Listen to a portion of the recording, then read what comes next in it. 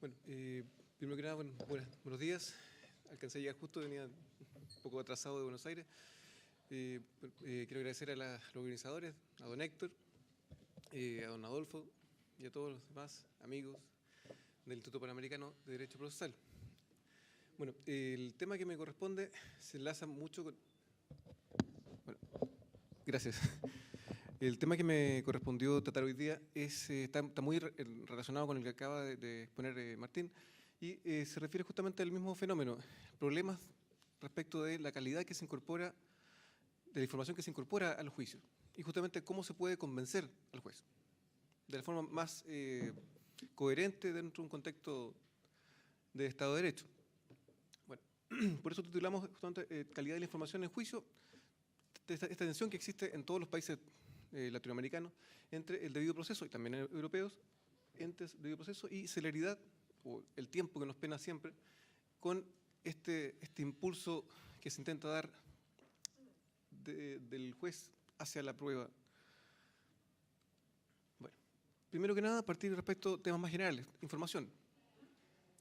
La información actualmente, y de hecho el otro día estaba en una conferencia, no recuerdo dónde, pero estaba Brasil exponiendo un portal importante sobre transparencia. México también tiene un portal importante de transparencia, Chile también. Y surge este tema de las data, por ejemplo, en varios países, Argentina entre ellos. Y justamente ¿por qué? Conocer información. Información que es relevante para ciudadanos, contribuyentes y también para el mundo de los abogados. Porque es indispensable contar con información para poder convencer al juez de respecto de lo que estamos afirmando. Bueno, aterrizando un poco la información en los procedimientos, tanto tipo judicial como de forma administrativa, hay dos elementos que son fundamentales. Primero, los hechos, el sustento fáctico que hacía referencia Martín. Hay que probar la historia. Hago la referencia genérica a hechos para efectos de referirme tanto a los procedimientos en sede administrativa como en sede judicial. Muchas gracias. Segundo, el sustento fáctico, jurídico, perdón, el derecho, para pedir la aplicación de la norma respectiva.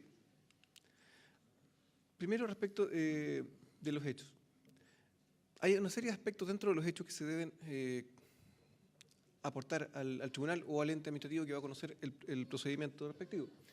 Primero, hay que tener presente que esta referencia a los hechos se refiere a todo tipo de pretensiones, ¿cierto? Tanto en sede administrativa como en sede judicial, a todo tipo de fueros también, pensemos militar, civil, penal, agrario, forestal, el que fuere, y también, como decíamos, en sede judicial o en sede administrativa.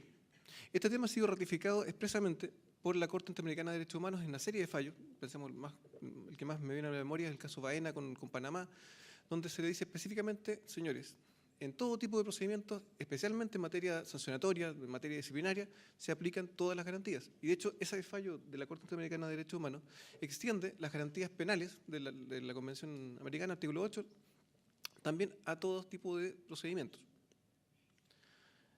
Lo cual es bastante interesante y muy resistido por los servicios públicos en todos los países, todavía, más de 10 años de esa sentencia. También, como decíamos, estos hechos, este sustento fáctico se debe acreditar en cada uno de los procedimientos para efectos de poder aplicar la norma que se pretende.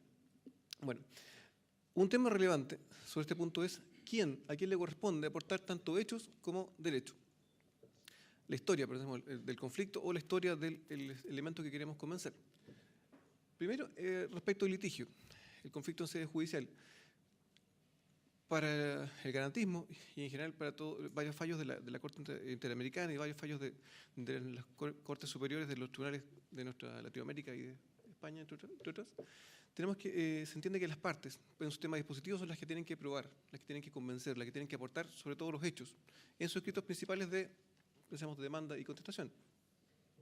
¿No sería subsanable este defecto, este no aportar la historia, no aportar el conflicto por el juez?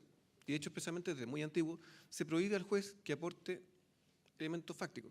El juez no podría, aun cuando conozca los hechos, no podría fallar en base a ese conocimiento privado, básicamente para mantener su imparcialidad. Por otra parte, respecto al derecho, se entiende que las partes deben hacer una propuesta, o al menos hacer una referencia a la figura que se pretende que se aplique el derecho, pero, sin embargo, me faltó una letra ahí, el iura non curia.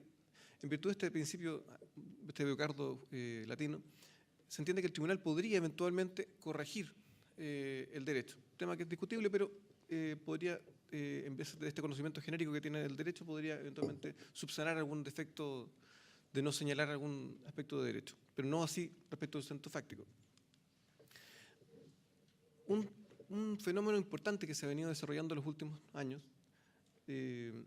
precisando, más bien dicho, más que desarrollando, es el derecho a la prueba, comprendido dentro de este marco general del derecho al debido proceso, que comprende cada vez más claramente el derecho a producir prueba, el derecho a conocer la prueba de la contraparte, el derecho a controlar la prueba de la contraparte y eventualmente la prueba del tribunal, en el caso que exista, a valorar esta prueba a efectos de poder compararla con la teoría del caso que se tuvo y decir, convencí o no convencí, la contraparte convenció o no convenció en base a la prueba que se produjo. También un derecho a que se valore esta prueba, pues de nada sirve esforzarse en producir pruebas, controlarlas, valorarlas, si el juez, en definitiva la sentencia dice, vistos, no lugar, o se rechaza la demanda, como suele ocurrir desgraciadamente en muchas latitudes, en particular en Chile en algunas materias. Y por último, también un derecho a impugnar, tanto los actos de procedimiento como los actos finales que se pronuncian respecto, por ejemplo, de no permitir la producción de prueba, no permitir el control de la prueba o no valorar adecuadamente la prueba. Entendemos que estos elementos son básicos para efectos de estar frente a un debido proceso constitucional. Entrando ya al tema que nos convoca, calidad de la información. Calidad de información, y agradeciendo la luz amarilla que me hace un poco más rápido todavía la exposición, tenemos que hay una serie de figuras que, en virtud de las cuales se quiere promover esta calidad de la información. Primero, hay algunas figuras que entienden a limitar o impedir el ofrecimiento de determinadas pruebas, en particular, ilicitud. Pensemos prueba que se obtuvo con infracción de garantías constitucionales. Respecto al control, aquí es más riguroso el fenómeno, se entiende que solamente se podría producir prueba o información de calidad en la medida que el material probatorio sea sometido al control de la contraparte. No serviría, en consecuencia, no cumpliría este estándar probatorio del debido proceso, esta prueba producida sin este debido control. Control ejercido, obviamente, por las partes, que son las que están en contradicción. Un fenómeno importante que se ha desarrollado en nuestra América es el fenómeno de las pruebas secretas. Pensemos en el caso de terrorismo, el caso de narcotráfico y también, desgraciadamente, en el caso de familia. Ahí recordaba la exposición del profesor Picado de Costa Rica, que coincide, desgraciadamente, también con la realidad chilena, donde se permiten estas pruebas testigos sin rostro o poder no conocer el tenor de lo que la persona dijo, el tenor de lo que se preguntó, ni siquiera una grabación, nada. Entonces, si este tema tensiona o no esta obtención de prueba de buena calidad. Hace un año pasado hubo un fallo importante en Chile donde la Corte Suprema de Chile dice que es legítimo condenar en base a testigos con identidad reservada en materia de supuestamente terrorismo. Bueno, para ir terminando, y la última filmina, hay dos figuras que tensionan este debido proceso respecto a la calidad. Uno es respecto a la celeridad, la exclusión por sobreabundancia, porque implicaría tal vez un suerte de antejuicio y limita el derecho a la prueba. Segundo, que el juez interrumpa la producción de prueba y la haga cesar. Y por otra parte, respecto del impulso de prueba, el hecho de que el juez produzca prueba también afectaría su imparcialidad y el hecho de que el juez muchas veces controle la prueba en vez de las partes. Ante negligencias, subsidia el rol de las partes y controle la prueba de la contraparte. Y por último, la tan conocida de nosotros, la carga probatoria dinámica, que claramente al alterar el onus probandi durante el litigio, también afectaría este debido de imparcialidad. Bueno, hay algunos correos a alguien le interesa y muchísimas gracias por escucharme.